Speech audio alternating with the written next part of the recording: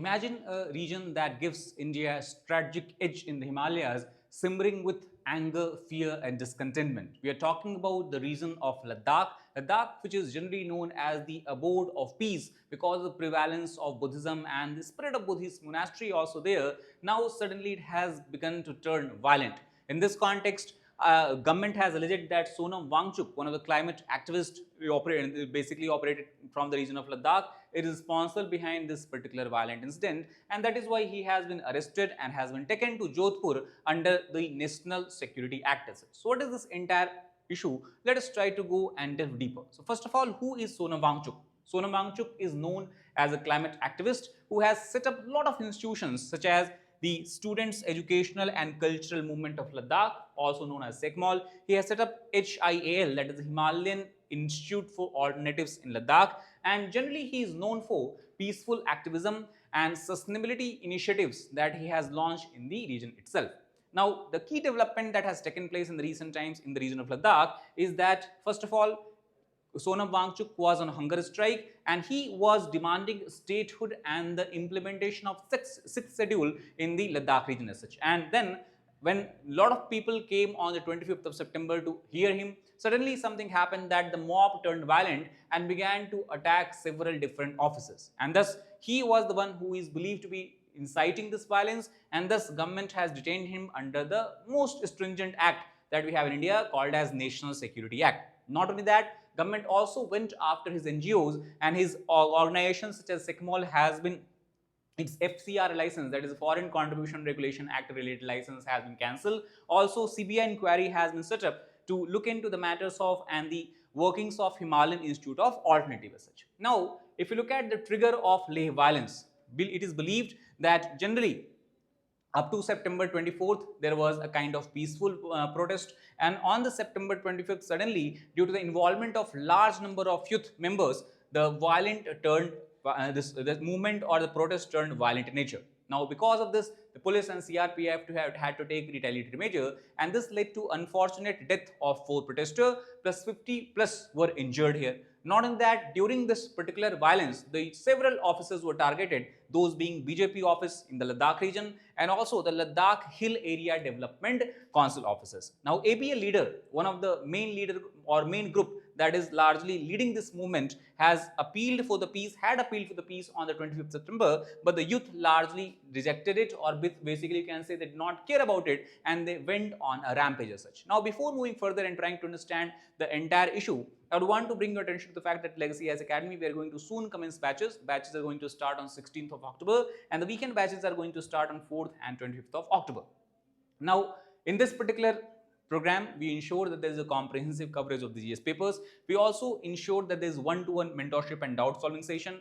We focus on having a regular interaction with educators, and we know that the preparation of UPSC should be done in an integrated manner, and that is why daily mains answer writing practice is also something that we focus upon. Not only that, students should be aware about their strengths, weaknesses, and that is why appearing in and getting feedback from the test series is something that is very crucial, and that is why we have mains and prelims based test series. Now, if you want to know more detail about these programs and the courses features of the courses, you can give a call at the number being displayed here. You can also download our app, and you can also click the link in the description box of this particular video.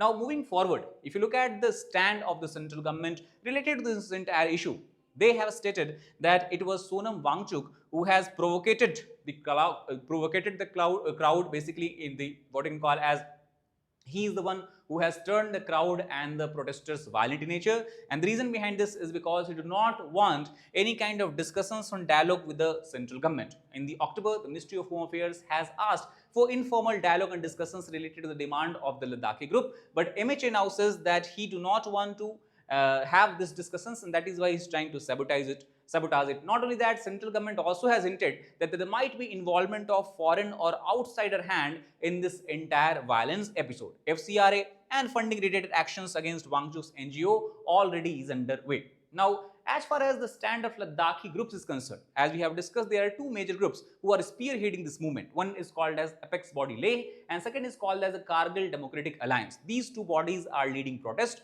and they have outrightly rejected any allegations of as they are being branded as anti-national. They have stated that their motive is nothing sort of nothing kind of anti-national. They are simply protesting because of the interest of the local population, Ladakhi population. And they also said that the police firing and the crackdown that came from the CRPF, it was already planned in advance to suppress the movement as such. Again, their demand is same as that of Sonam Wangchuk. They also want statehood plus protections to the Ladakh under the 6th schedule of constitution.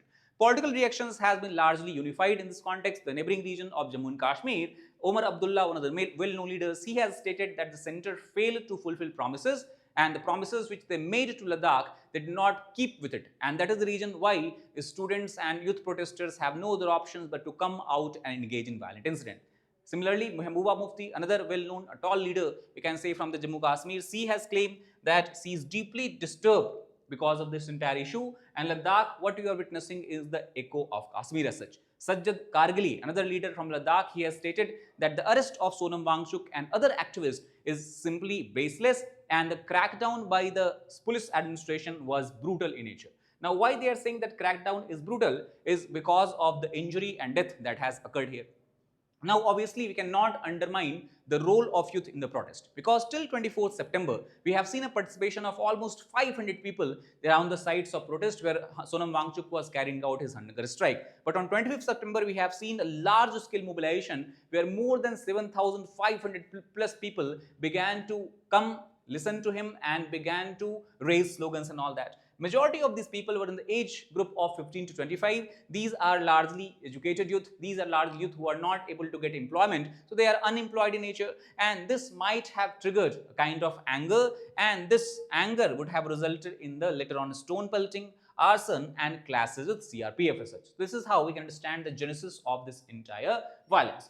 Also, the action of police and CRPF is considered to be brutal by many of the groups that is based in the Ladakh. They have stated that first of all, the firing was done by police without giving any warning to the crowd to get dispersed. There was excessive use of bullets and pellets on the protesters.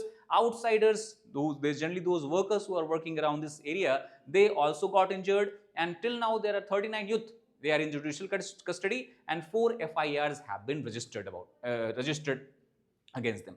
Now, again, if you try to understand that what is the main demand, the demand is as per the 6th schedule of constitution. They want implementation of the constitutional provision as guaranteed under Article 244. Now, under this provision, government can ensure development of autonomous district council to provide more autonomy to the local population. And this is done largely in the states of the northeastern India, such as the Assam, Meghalaya, Mizoram, and Tripura. In these states, we are seeing the applicability of the same article and same schedule.